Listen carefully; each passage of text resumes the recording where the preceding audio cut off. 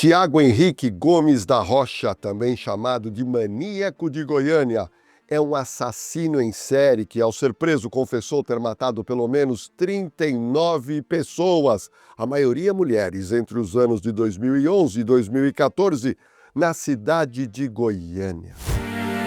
A gente não esquece um filho, de maneira alguma. Nunca vou esquecer. Uma das moças que foi morta pelo serial killer estava nessa praça com sua irmã. Carla Barbosa e a irmã Maria Elaine voltavam da escola e resolveram parar para conversar, sentadas nesse banco da praça. Ficaram um bom tempo juntas papeando. Mas em dado momento surgiu um homem com uma moto de uma hora para outra. Ele se aproximou das duas irmãs. Maria Elaine conta a tragédia que vivenciou. Ele desceu da moto sem falar nada até então. Nós duas continuamos sentadas e ele veio, parou na nossa frente e tirou a arma e falou que era um assalto. Aí quando ela olhou para ele atirou. Aí nisso ele voltou a arma para mim e ficou olhando para mim, com a arma apontada. Só que aí ele guardou a arma dele e já subiu na moto de novo e já saiu. A mãe da menina foi chamada e conta o que sentiu ao ver a multidão. Quando eu avistei de longe, eu já senti. Tinha muita gente, muitos repórteres, muita polícia. Deu dor na minha vida. Maria Elaine, a sobrevivente, falou sobre quando sentiu a abordagem do motoqueiro. Ele olhou para mim assim como se não fôssemos nada, como se ele tivesse matado um bicho, um animal que não valia nada. Em seguida ao assassinato, o maníaco de Goiânia foge em sua moto sem ser reconhecido, pois ele estava usando capacete. Primeiro era a aparência da pessoa. Eu gostava de mulheres morenas. Depois, o contato visual. E por fim, eu me aproximava e acontecia.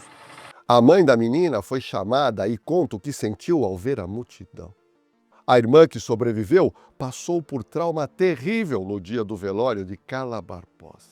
A minha mãe, não sei se ela sabe, mas naquele dia do velório dela, eu entrei pra dentro do banheiro com a faca porque eu não aguentava mais.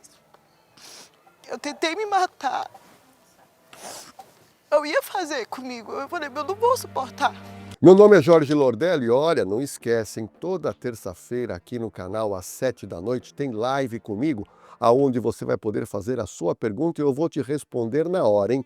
Toda terça, 7 da noite, estamos juntos, live aqui no canal. E olha, já aproveita, deixa o seu like e também se inscreve, porque assim você nos ajuda a postar ainda mais vídeos toda semana. E se prepara, pois eu vou te colocar na cena do crime de várias mortes de mulheres e homens homossexuais que ocorreram em série na cidade de Goiânia. Olha, se você tenha vontade de ser policial, eu preciso, é claro, te indicar o Instituto Oliver, que é, sem dúvida, a maior escola preparatória para carreiras policiais de todo o Brasil. Só para você ter uma noção, mais de 2.500 alunos do Instituto Oliver já foram aprovados, estão trabalhando na PM, Polícia Civil, Polícia Federal, PRF, GCM em todos os municípios. Olha que bacana. E vou te falar uma coisa, hein? Além dos cursos que te preparam para você entrar para a polícia, o Instituto Oliver também oferece cursos superiores sequenciais, tecnólogos, bacharelados, pós-graduação, tudo legalizado. E também o EJA, hein? Para quem precisa concluir os seus estudos e passar para a polícia. Então, acesse o site, o telefone que está aparecendo aqui na tela, pois você vai ter um atendimento diferenciado vindo do canal Na Cena do Crime. Você vai conhecer o assassino mais frio e perverso do Brasil e que escolhia suas vítimas de forma aleatória, pois o seu prazer estava em matar. A pena dele, só para você ter uma noção, passou de 700 anos de prisão e no final desse roteiro você saberá quando ele poderá ser colocado em liberdade. Eu não sei o que vem a ser. Alguns dizem que é uma psicopatia, mas eu acho que não sei. Não é isso. Né? Isso, como se diz, explodiu dentro de mim e não tive opção a não ser fazer. Outra vítima do maníaco de Goiânia foi a adolescente de 14 anos chamada Ana Lídia. Ana estava em um ponto de ônibus quando o assassino passou com sua moto. Ele atirou por 3 vezes. Foram disparos certeiros e a menina Ana morreu na hora também. O local foi periciado, mas até então não se tinha a noção que em Goiânia existia um matador de mulheres em série. Os parentes das moças assassinadas restava a dor e a total indignação. Foi uma dor muito grande. E a minha nora, desde o início ela afirmava, isso é serial killer. O serial killer geralmente ele faz as mesmas coisas, veja a idade, veja a forma que foi, sempre atirando no coração. No início da investigação, a Divisão de Homicídios de Goiânia tinha apenas essa imagem do serial killer, um homem moreno, alto e magro. Outro detalhe era que o maníaco estava sempre de moto e andava armado.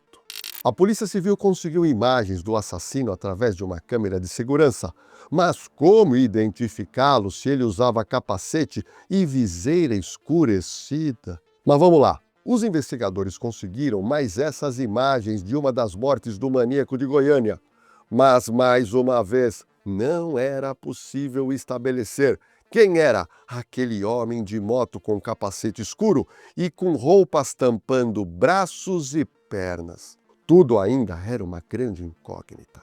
As peças desse quebra-cabeças ainda estavam longe de ser decifradas. Muitas mulheres ainda iriam morrer antes da prisão do matador de Goiânia. Para complicar, o serial killer escolhia suas vítimas totalmente de forma aleatória, ou seja, ele não tinha nenhum vínculo com essas moças, o que atrapalhou e muito a investigação da Polícia Civil. Mais imagens iam surgindo e cada detalhe analisado seria importante para a identificação do criminoso em série. Ele trafegava com sua moto procurando a próxima presa, quando a necessidade de matar vinha forte em sua mente doentia. A população de Goiânia em 2014 era de 1,5 milhão de pessoas e o sentimento de pânico, é claro, era generalizado, pois uma morte ocorria atrás da outra. Tinham muitas mulheres que não saíam mais de casa. O autor de tantas mortes era um motoqueiro solitário. Após matar, fugia rapidamente, saciado, e assim cumpria a vontade de eliminar pessoas, principalmente mulheres jovens. A polícia levantou o suspeito Tiago, que nasceu em Goiânia, no dia 4 de fevereiro de 1988, guarde bem essa data. Tiago nunca conheceu o pai, que abandonou a família depois que ele nasceu. Tiago foi criado pelos avós e pela mãe, e a mãe teve em seguida um relacionamento com outro homem.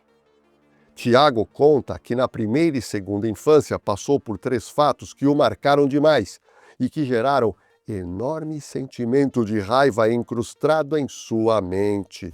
Muita raiva. Quando eu olhava para a pessoa que fosse minha vítima, eu sabia que era aquela pessoa. É irresistível. O suspeito Tiago contou que foi abusado sexualmente por um vizinho. Em seguida, passou a ser vítima de bullying na escola pública em que estudava e logo, ao entrar na adolescência, teve sua primeira desilusão amorosa que o marcou negativamente.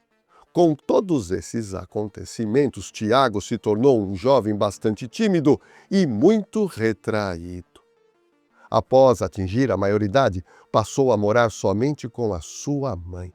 Nós se dava muito bem, nós dois. Ele aqui, estava sempre ali do meu lado, Em 2014, Tiago tinha 26 anos de idade e no mês de junho conseguiu emprego como vigilante, onde fazia plantão em um hospital infantil vai vendo. Até aí, a gente vê que o Tiago tinha uma vida absolutamente normal. Ele também namorava com uma jovem, nessa época nós descobrimos. Mas a vida de Tiago Henrique Gomes da Rocha começa a mudar radicalmente no dia 2 de agosto de 2014, guarde bem essa data, onde aconteceu o assassinato da adolescente Ana Lídia Gomes, de 14 anos, em um ponto de ônibus do setor Morada Nova, lá na cidade de Goiânia. Durante as primeiras horas de investigação, a única pista ou caminho encontrado pela Polícia Civil foi o registro de uma moto fotografada ao passar acima de velocidade permitida em um radar no bairro São Francisco, que fica nas proximidades de onde ocorreu o primeiro assassinato dessa menor de idade. A morte brutal da adolescente ganhou as manchetes de jornais, é claro, e a Polícia Civil estava pressionada para esclarecer essa morte. A lista de mulheres mortas em Goiânia só aumentava, gerando pânico e terror em toda a população. O ápice da matança, vai vendo, foi no ano de 2014. A jovem Arlete Carvalho foi morta numa esquina enquanto ela andava sozinha. Aí escutei aquele tiro, eu saí da porta da rua, pô, a rua tá cheia de gente. Me chamando, Mundica, vem cá, mataram a Arlete agora, né? Em 4 de agosto de 2014, foi implantada uma força-tarefa, da qual participavam 16 delegados, vai vendo, 30 investigadores e 10 escrivães, só trabalhando no caso para tentar prender e localizar o serial killer de mulheres. O mais intrigante dessa história é que a namorada do maníaco de Goiânia, de nome Juliana Neubia, também foi encontrada morta, e a única pista era que o assassino estava em uma motocicleta e usava capacete. Os policiais resolveram pedir à justiça a prisão temporária do homem de cor branca que foi flagrado pelo radar com uma moto com placa que apontava ser produto de roubo. A prisão do suspeito Tiago ocorreu no dia 14 de outubro de 2014 e ele foi encaminhado à Delegacia Estadual de Investigação de Homicídios lá de Goiânia, onde foi interrogado e ele acabou confessando diversos crimes. Veja o momento exato da prisão de Tiago pela Divisão de Homicídios da Polícia Civil. Era o começo para se desvendar dezenas e dezenas de outras mortes em série. Repare que ele é alto, tem quase 1,90 m de altura e não reagiu à prisão. Agiu com tranquilidade ao saber que estava detido. Ele foi levado para a delegacia sob forte esquema de segurança, pois a população estava totalmente revoltada. Delegados de polícia fizeram buscas na casa de Tiago e encontraram vários objetos reconhecidos como tendo sido utilizados nos crimes, incluindo um revólver, que confessou ter roubado da empresa de segurança em que ele trabalhava. Veja se é possível. Esse assassino em série trabalhava como vigilante armado. A mãe de Tiago foi quem abriu a porta para os policiais civis fazerem as buscas. Como mãe, é um momento que eu não queria lembrar, né? Eu não queria nem mais lembrar desse dia, dessa hora, né? O policial civil que encontrou um revólver calibre 38 na casa dele mostrou para a mãe provas contra o filho dela. A senhora sabe que arma que é essa? Não. Isso é o que o filho da senhora tem dentro de casa. Foi essa arma de fogo que estava escondida dentro do guarda-roupa de Tiago que ele usou para matar dezenas e dezenas de pessoas. Mas com essa mesma arma de fogo, Tiago assaltava comércios em Goiânia também e sempre usava capacete para evitar ser reconhecido. A Polícia Civil localizou várias imagens de assaltos realizados por Tiago. Ele sempre agia com muita frieza e rapidez. A mãe de Tiago logo percebeu que seu filho realmente era culpado de muitas mortes de mulheres. Eu queria pedir perdão, né, para todas elas. Tá difícil também para mim, que Deus possa consolar, confortar, né? A coletiva de imprensa feita na Divisão de Homicídios com o serial killer virou notícia em todo o Brasil e mundo. Os maiores veículos de comunicação estavam presentes. O olhar desse matador é sempre frio, repare. Ele não mexe um músculo no rosto. Ele relatou as mortes que praticou como se fosse algo extremamente normal.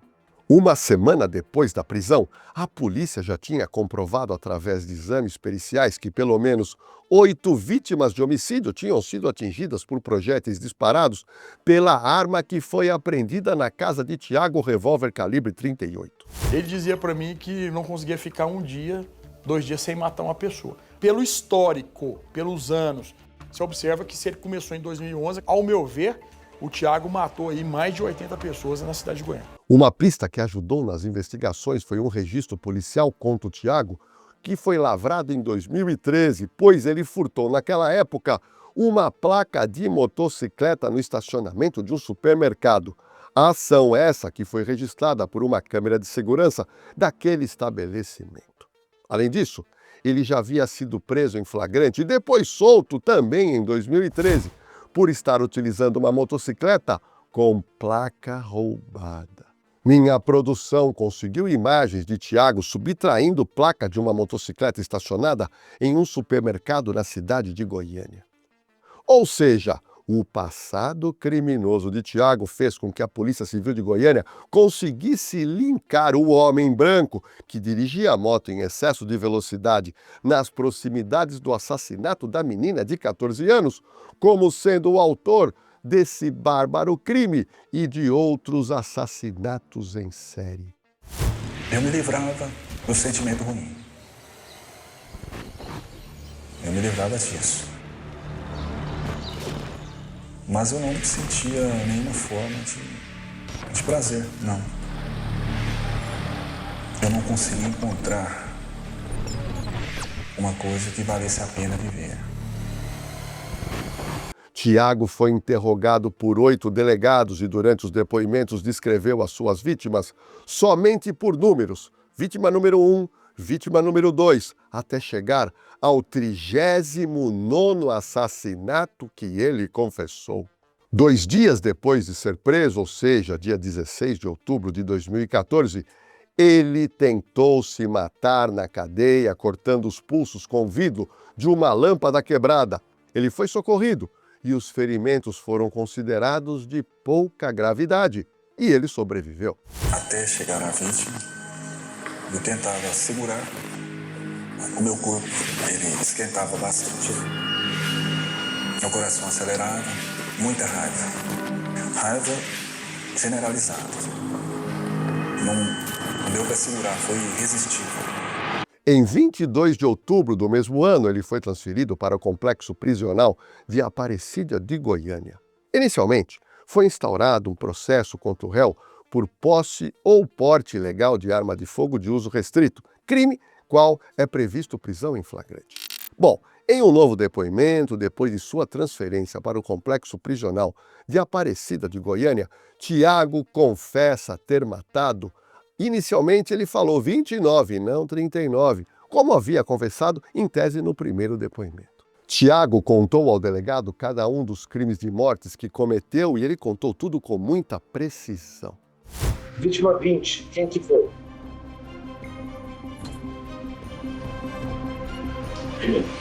Ele confessou no final 39 mortes, e não só de mulheres, eu vou te contar. Você lembra como que era esse rapaz, qual a idade desse rapaz? Eram mortes de mulheres, de homens, de moradores de rua. Moradores de rua, ele matava com um tiro na cabeça. E qual a razão de matá-los? Eu mato eles porque eles sofrem na rua e eu tenho que acabar com o sofrimento deles.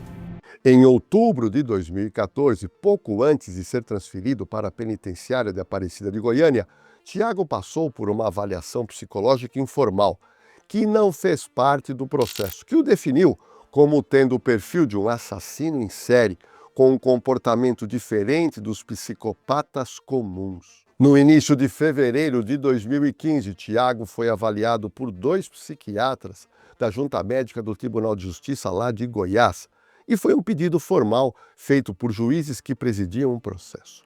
Nesta avaliação oficial, Tiago foi diagnosticado como psicopata, mas considerado imputável, ou seja, ele deveria ser julgado pelos crimes que cometeu. Tiago dizia que ouvia vozes. Uma voz dizendo para mim praticar um crime. Foi o que aconteceu. Nos depoimentos iniciais, Tiago declarou que a primeira pessoa que matou foi um rapaz de 16 anos chamado Diego Martim Mendes, e isso aconteceu em 2011, ou seja, lá atrás. As duas próximas vítimas também foram homens descritos por Tiago como homossexuais. Quando ele passava muito tempo sem cometer um crime de homicídio, ele começava a ficar muito angustiado. E aquilo o consumia de um certo modo que ele só se sentia aliviado depois que ele saísse à rua, elegesse uma vítima, matasse aquela pessoa e depois voltasse para casa. Aí, em seguida, ele passou a matar prostitutas e moradores de rua. Tinha um padrão por estas primeiras execuções. Prostitutas eram esfaqueadas, moradores de rua eram mortos a tiros e homossexuais ele estrangulava no pescoço. Em dezembro de 2012, ele matou mais um morador de rua e um outro ele também matou em fevereiro de 2013. Em dezembro de 2013, ele assassinou uma jovem, uma menina de 15 anos de idade. A partir de então, começou uma série de ataques apenas contra mulheres, a maioria jovens. Foram 15 mulheres assassinadas entre janeiro e agosto de 2014, todas mortas a tiros, e sempre ele estava pilotando essa motocicleta em que ele colocava placas roubadas para não ser identificado. Em 18 de janeiro de 2014, Tiago atirou em Bárbara Costa, de 14 anos de idade. No dia seguinte, ele assassinou Beatriz Moura, de 23 anos. E em 3 de fevereiro do mesmo ano, ele matou Lilian Mesquita, de 28 anos. E entenda uma coisa, você que me assiste, ele não conhecia nenhuma delas. Ele escolhia tudo aleatoriamente nas ruas. A mãe não esqueceu da filha. Eu penso nela até hoje, diariamente. Um exercício, na verdade, diário que eu tenho que fazer para realmente eu não ter recaídas. Em 14 de março, vitimou Ana Maria, de 26 anos, e em 23 de abril, ele matou Vanessa Felipe, de 22 anos. Vanessa tinha ido à academia de ginástica e, em seguida, foi a uma farmácia para comprar produtos de perfumaria. Ele não levou nada, não deu voz de assalto, só desferiu um único tiro no peito. A indignação das famílias das mulheres mortas era enorme. Não tinha anexos assassinatos, pois nada era roubado e as moças não eram abusadas, ou seja, qual a motivação para mortes tão rápidas e totalmente absurdas? Com essas várias mortes, é claro, o boca a boca na cidade de Goiânia já era grande e o medo entre as mulheres também. Isso é um alerta para todas as mulheres. Tem um serial killer solto em Goiânia e é serial killer mesmo. Até o modus operandi do serial killer era divulgado como forma de deixar as mulheres mais atentas. Ele aborda a pessoa, pede o celular armado. Quando a menina vai dar o celular, ele atira na menina, ele não rouba a menina. Em maio e junho, ele matou mais 7 mulheres, chegando a cometer 2 assassinatos no dia 8 de maio e 3 no dia 15 de junho de 2014. Em junho, foram mais 2 mortes e em 2 de agosto, supostamente, o último assassinato.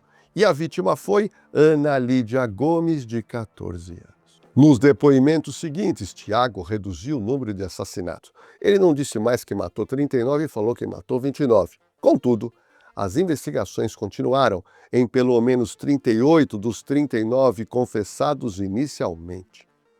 Até março de 2016, a minha equipe de produção localizou 42 processos contra Tiago, sendo 35 por homicídio. Em abril de 2015, Tiago foi condenado, a primeira condenação, 12 anos e 4 meses de prisão em regime por 2 assaltos a uma mesma agência lotérica em setembro e outubro de 2014. Ou seja, Tiago não era apenas um matador em série, ele também era ladrão, pois fazia assalto à mão armada. Gente, o mais impressionante de tudo isso é que ele, ao ser preso, trabalhava armado como vigilante, ou seja, era um vigilante e bandido e matador ao mesmo tempo. A conclusão é que essa empresa que deu emprego a ele como vigilante não fez nenhuma avaliação do seu passado criminal e acabou colocando o lobo para cuidar das galinhas. Em fevereiro de 2016, o réu foi a júri popular no primeiro tribunal do júri de Goiânia, sendo condenado pela primeira morte a 20 anos de prisão pelo assassinato da estudante Ana Carla Lemes da Silva, em dezembro de 2013. Em março de 2016, o réu foi novamente a júri popular no primeiro tribunal do júri de Goiânia, por 3 vezes pelo assassinato das estudantes Juliana Nélbia, em julho de 2014, pela morte também de Ana Rita de Lima, dezembro de 2013, e a morte da jovem Alete dos Anjos Carvalho, em janeiro de 2014. E nessa ocasião, ele foi condenado, recebendo para cada uma das mortes mais 20 anos de cadeia. Só nesse caso, nós já temos 60 anos de prisão. Em abril de 2016, Tiago foi levado a julgamento mais 2 vezes, dessa vez pelo assassinato da estudante Carla Barbosa de Araújo, e ele foi condenado a pena de 22 anos de reclusão, e também pela morte da adolescente Bárbara Luísa Ribeiro Costa, de 14 anos, condenado agora a mais 25 anos de cadeia. Preso com 26 anos de idade, com 56, segundo a lei brasileira, ele vai ser liberado, com certeza. Tiago Henrique Gomes da Rocha, o maníaco de Goiânia. No final, nós somamos todas as penas, que passam de 700 anos de prisão. No entanto, devido ao limite legal brasileiro, ele cumprirá no máximo 30 anos de reclusão. Gente, ele pode ser solto em 2045, aos 56 anos de idade, após cumprir o tempo máximo da sua prisão permitido pela lei na época da sua prisão, que na época era no máximo 30 anos. O delegado que prendeu Tiago sabe do risco que ele é para a sociedade. Eu tenho um receio desse indivíduo voltar para as ruas, né? Que é um indivíduo que, se voltar, vai praticar novas mortes. E agora chegou a hora, pois eu quero saber a sua opinião. Você acredita que com penas mais altas, homens com instinto assassino iriam se intimidar? Ou você acha que aumentar o tempo de prisão não adianta nada para aqueles que têm prazer em matar? Em relação aos psicopatas e também os matadores com retardo mental, você acha que é melhor mantê-los detidos em presídio normal ou você é favorável à internação em hospital psiquiátrico? Olha, estou aguardando o seu comentário, hein? Olhe, só para te lembrar, hein? Toda terça-feira, às 7 da noite, tem live comigo aqui no canal, então estou esperando toda terça, às 7 da noite, a sua pergunta. Nós vamos ter uma interação face a face. E olha, para a gente fechar com chave de ouro, eu peço que você se inscreva aqui no canal, pois ajuda muito a gente que tem essa equipe guerreira. E aproveita o embalo e dá um like, ativa o sininho de notificação e compartilha esse vídeo do Maníaco de Goiânia em seus grupos de WhatsApp e rede social como uma forma de prevenção e alerta, principalmente para as mulheres.